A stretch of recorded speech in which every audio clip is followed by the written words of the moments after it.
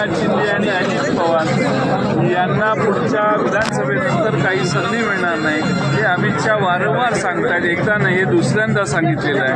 म्हणजे भारतीय जनता पक्षाला देवेंद्र फडणवीस यांचा चेहरा पुढे करायचा आहे. ते महाराष्ट्राचे मुख्यमंत्री होतील असं भाकीत त्यांनी केलं असा त्याचा अर्थ. जेवढे ते जास्त फिरतील तेवढे आमच्या जागा वाढतील. तेवढ्या जागा काय आकडा किती, अंदाज किती?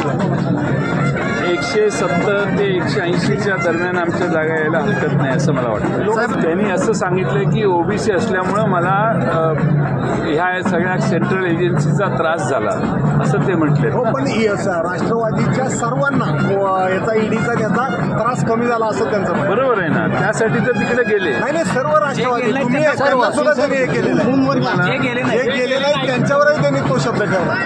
सर्व राष्ट्रवादी एकत्रित 52 लोकांना याचा फायदा झाला. मला असं तुम्हाला वाटतं का? असं त्यांचा म्हणणं आहे म्हणूनच तुम्हाला विचारलं. तुम्हाला काय ईडीचा वगैरे का त्रास कमी झाला का? ते तिकडे गेले नाही, जे गेले त्यांना कमी झाला असेल. आम्ही लोक जे आहोत, जे लढणारे आहेत, त्यांना त्रास देणे न देणे हे चालूच असतं. म्हणजे काय आहे की काय विचारलं प्रश्न? ज्या पद्धतीनं 70 कोटीचा उल्लेख करत आपण 70,000 कोटीचा उल्लेख करत अजित पवार यांच्या संदर्भात आपण असं आहे की फाईलवर शेवटची सही कोणाची असते? मुख्यमंत्र्यांची. ती जबाबदारी त्यांची. त्यामुळे आर पाटील हे त्या फ्लो चार्ट मधले मंत्री आहेत की ज्यांनी सही केली आणि मुख्यमंत्र्यांची त्या निर्णयावर अंतिम सही झाली. ही सही देवेंद्र फडणवीसांनी केली. हे आपण सोयीस्कररित्या विसरू शकत नाही. पण विधानसभेला 50-60 पार होणं देखील मुश्किल आहे. त्यामुळे ते अभ्यास करतात. साहेब, आपल्या पंढरपूरमध्ये काँग्रेसचा पाठिंबा मिळणार आहे का?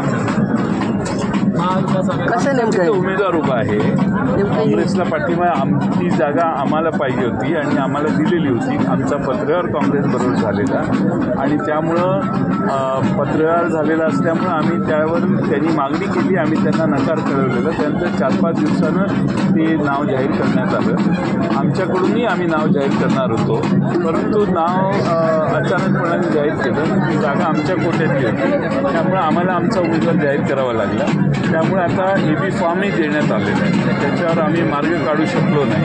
त्यामुळे तिथं आता मैत्रीपूर्ण महाविकास आघाडीचे अधिकृत उमेदवार काँग्रेसचाच असेल असं खासदार पंडित शिंदे सांगितलं. 1 नंबर त्यांना तिकीट मिळालेलं आहे, एबी फॉर्म मिळाला आहे. त्यामुळे पंढरपूरमध्ये महाविकास आघाडीचा अधिकृत उमेदवार फक्त काँग्रेस. प्रत्येकाचं वर्जन वेगळं असू शकतं. मी माझं वर्जन माड्याच्या आव्हानाकडे कसं पाहताय सर? माड्याच्या आव्हानाकडे कसं पाहताय? माड्यात आमचे उमेदवार चांगल्या मताधिक्याने विजयी होतील.